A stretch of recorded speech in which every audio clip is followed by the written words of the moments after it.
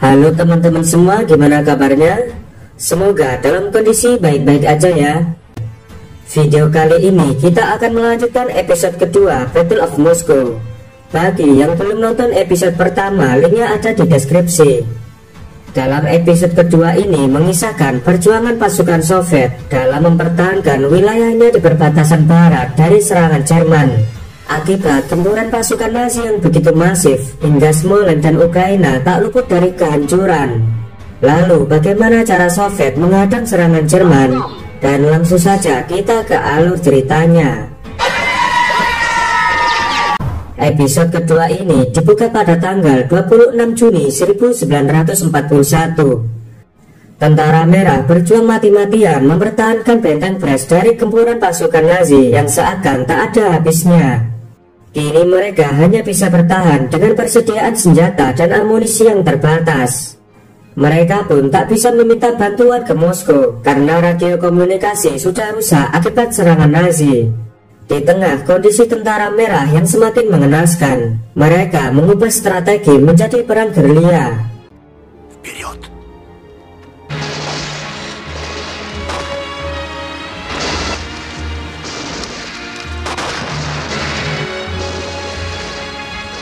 Scene beralih di markas besar grup tengah Jerman.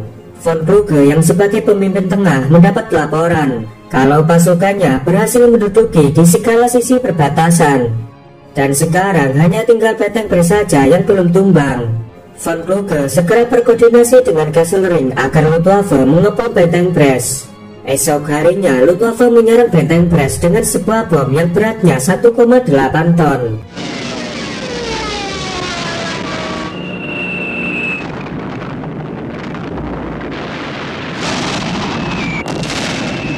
Benteng Brest yang dipertahankan pasukan Soviet akhirnya bisa dihancurkan oleh Jerman.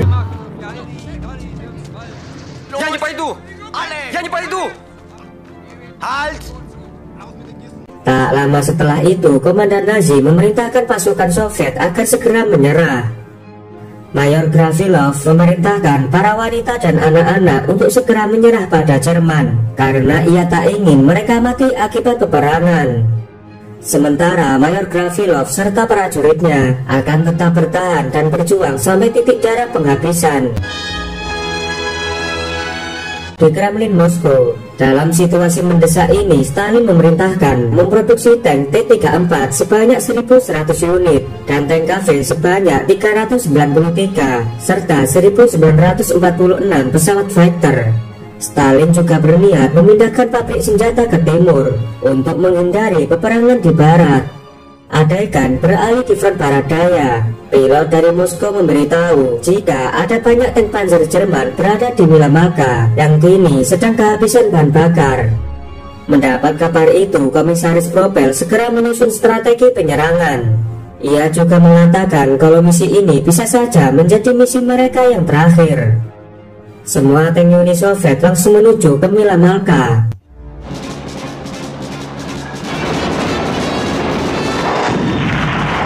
Sesampainya di sana, mereka mendapati tank musuh sedang diparkir karena kehabisan bahan bakar. Mereka pun tak menyia-nyiakan kesempatan dan langsung menghancurkan tank-tank musuh.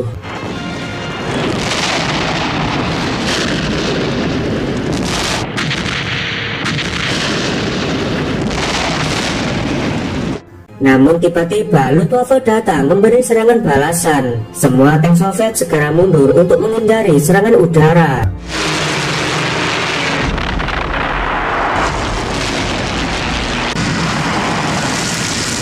Saat akan kabur, mereka telah dikepung oleh tank-tank panzer yang berasal dari divisi lain.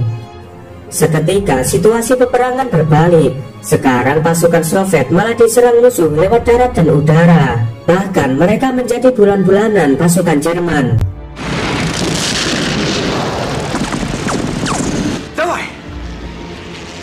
Beberapa saat kemudian, tentara merah yang tersisa berhasil dievakuasi.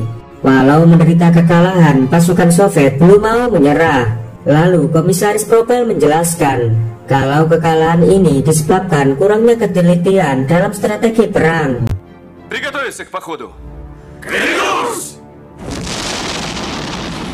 Pada tanggal 3 Juli tahun 1941, pasukan Nazi menembakkan artileri raksasa yang bernama Werner Gustav.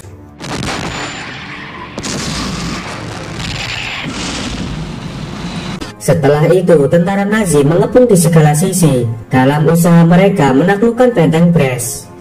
Mayor Gravilov yang sudah sangat terdesak akhirnya memilih bersembunyi dalam tumpukan pasir.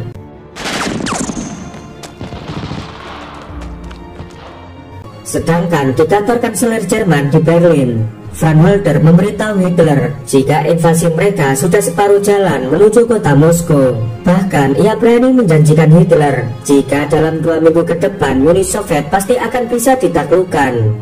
Mendengar kabar itu, Hitler sangat senang. Dengan sombongnya ia sesumbar ingin membunuh semua warga Moskow dan Leningrad.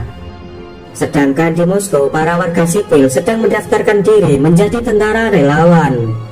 Lewat radio, Stalin menyuarakan pada seluruh warganya untuk membela negara dan berjuang melawan Jerman. Ia juga memerintahkan untuk mensabotase semua fasilitas umum agar tak bisa digunakan oleh musuh. Наши войска такое же народное ополчение. Создавать диверсионные взрывы мостов, дорог для борьбы с частями вражеские. Sedangkan di kota Mogilev, pasukan Soviet telah bersiap-siap menahan kedatangan pasukan Jerman. Di bawah pimpinan Romanov, pasukan Soviet berhasil mengalahkan musuh dalam waktu 23 hari.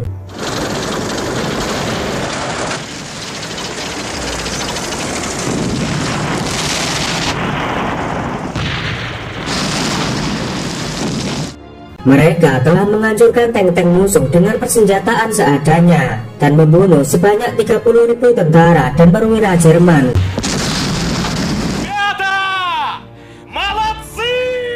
Di tanggal 30 Juli terjadi pertempuran di Sungai Dnieper.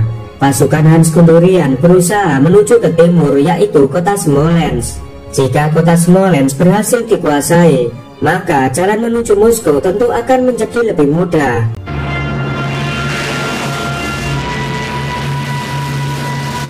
Esok harinya, Petrovsky membuat rencana untuk menyerang infanteri Jerman yang tertinggal di seberang Sungai Dnieper. Walau beresiko, mereka harus menyerang infanteri Jerman di saat dini hari.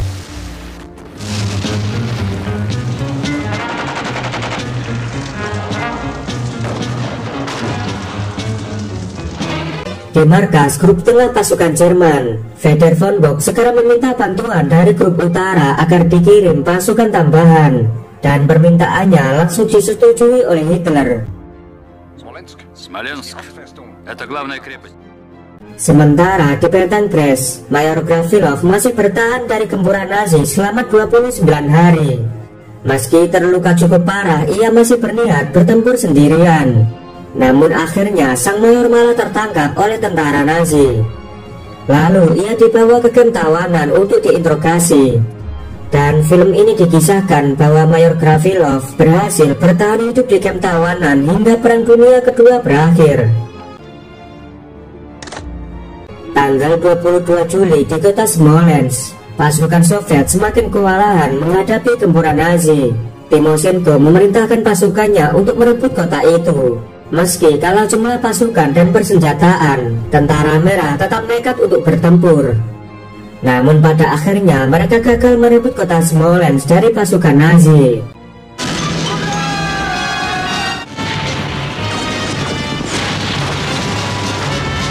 Mendengar kabar itu, Stalin langsung marah dan mencopot Timoshenko dari jabatannya. Stalin langsung menunjuk Zhukov sebagai penggantinya. Tapi Zhukov langsung menolak karena menurutnya mengganti pimpinan pasukan di tengah situasi genting akan menjatuhkan psikologi prajurit dan merusak jalannya operasi militer. Semua pejabat yang ada di sana menyetujui pendapat Zhukov. Dengan terpaksa, Stalin mengirim Timoshenko kembali ke medan pertempuran untuk melakukan serangan balasan. Tanggal 30 Juli 1941, Georgy Zhukov kembali menemui Stalin di Kremlin. Zhukov mengungkapkan jika pertahanan Soviet masih lemah, terutama di front tengah. Jika Hitler mengetahui kondisi ini, tentu saja akan dimanfaatkan oleh Jerman. Ia menyarankan Stalin untuk mengirim pasukan ke front tengah. Sedangkan mereka harus menarik mundur pasukan yang berada di front barat daya dan merelakan kota Kiev untuk direbut oleh musuh. Sebenarnya Stalin sangat keberatan dengan rencana Zhukov karena kota Kiev merupakan salah satu kota penting bagi Uni Soviet. Tapi rencana itu harus dilakukan jika Soviet ingin bertahan dalam peperangan. Ну и возьмитесь за это дело. Фронтом, армией, корпусом дивизии. Pada tanggal 13 Agustus, Timoshenko sedang berbicara pada Zhukov. Timoshenko merasa kecewa dengan perkembangan perang yang tak kunjung memihak Uni Soviet, walau pasukan merah telah berjuang mati-matian bertempur di perbatasan. Ia juga meminta Zhukov agar menarik Petrovsky keluar dari bahaya, karena menurutnya Petrovsky adalah pemimpin yang tangguh dan layak untuk diselamatkan. Lalu Zhukov menyetujui permintaan Timoshenko. Хорошая мысль.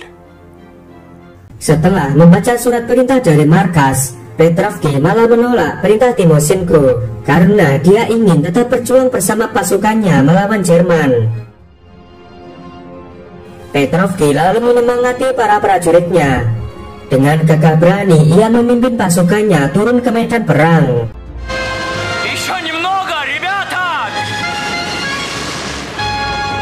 Namun sayangnya Petrovsky harus gugur dalam pertempuran tersebut. Dalam film ini dijelaskan jika pertempuran Smolensk terjadi selama 2 bulan.